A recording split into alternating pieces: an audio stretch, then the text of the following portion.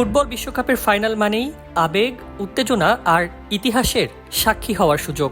কিন্তু এবার সেই স্বপ্ন পূরণ করতে গিয়ে অনেক সমর্থকেরই যেন দেউলিয়া হওয়ার উপক্রম।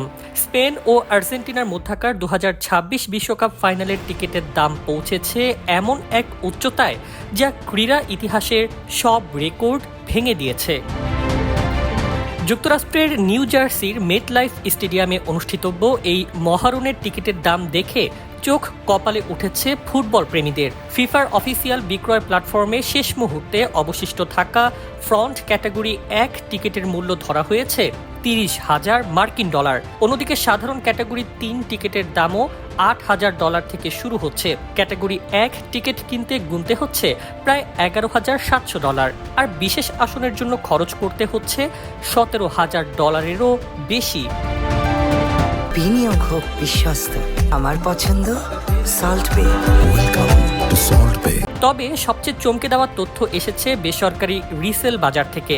সেখানে একটি ক্যাটাগরি 3 টিকিটের দাম সর্বোচ্চ $23,00,000 পর্যন্ত চাওয়া হচ্ছে বাংলাদেশি মুদ্রায়, যার পরিমাণ প্রায় 28 কোটিরও বেশি টাকা। একইভাবে ক্যাটাগরি 1 টিকিটের দাম উঠেছে $5,75,000, আর ফ্রন্ট ক্যাটাগরি 1 টিকিট বিক্রির জন্য চাওয়া হচ্ছে প্রায় $5,95,000। যদিও এসব দামে সব টিকিট বিক্রি হবে কিনা তা নিশ্চিত নয়। বিশ্লেষকদের মতে এই অস্বাভাবিক মূল্যবৃদ্ধির বড় কারণ ফিফার ডাইনামিক প্রাইজিং ব্যবস্থা।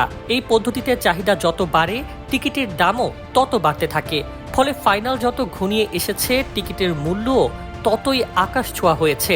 তুলনা করলে দেখা যায় চলতি বছরের NFL সুপার বোলের সর্বনিম্ন টিকিটের দাম ছিল প্রায় $4,500, আর NBA ফাইনালের টিকিট শুরু হয়েছিল প্রায় $7,000 থেকে। সেই হিসেবে বিশ্বকাপের ফাইনালের টিকিটের দাম সব রেকর্ড ছাড়িয়ে গেছে।